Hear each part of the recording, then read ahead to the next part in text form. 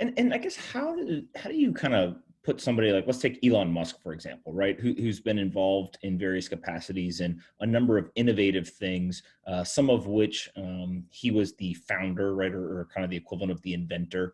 And then some of which, like a Tesla, where somebody else actually came up with the idea. He stepped in. Yes, he has the title of founder, but really he helped kind of commercialize and scale the technology. What I'm interested in for somebody like that is, you can do it once and kind of back into something, get lucky, do whatever you want to call it. To do it over and over and over again appears to be a skill, right? Or some sort of experience at play there. And so kind of how does that fit into the framework where those people are very rare, right? So they're definitely the exception in society, but how do you kind of evaluate somebody who can kind of repetitively do that? Well, obviously people who can do that over and over again are extraordinarily talented, and they show an ability to learn from their experience that is absolutely vital. Someone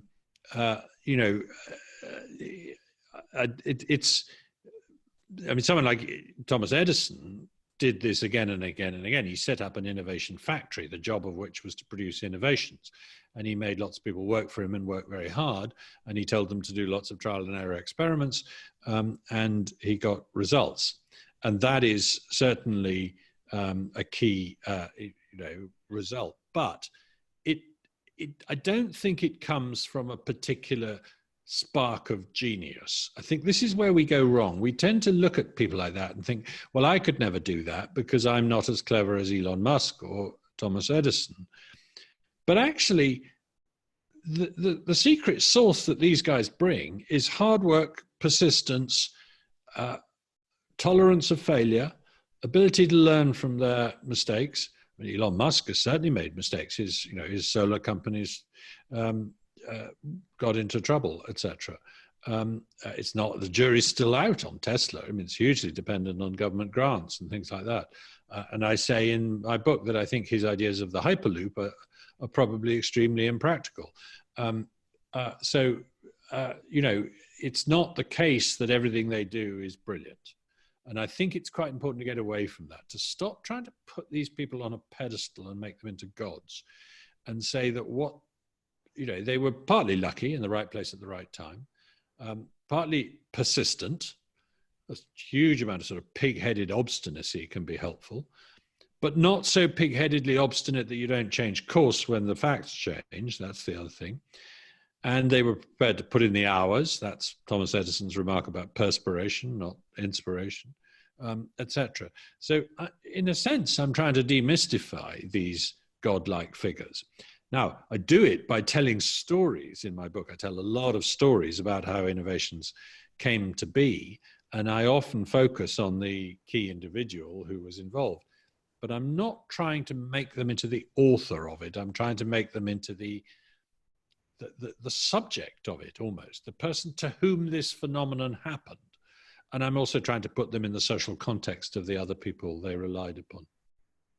I love that. And so for those that are listening who say, great, I don't have to be some, wonder kid genius in order to participate in this kind of innovation arc, what can they do to become more innovative, right? As you've kind of studied so many of these stories, are there things that people can actually do to kind of practice or develop that muscle? Or is this something that is more just trial and error and go try to solve problems and it'll come to you as you kind of put those hours in?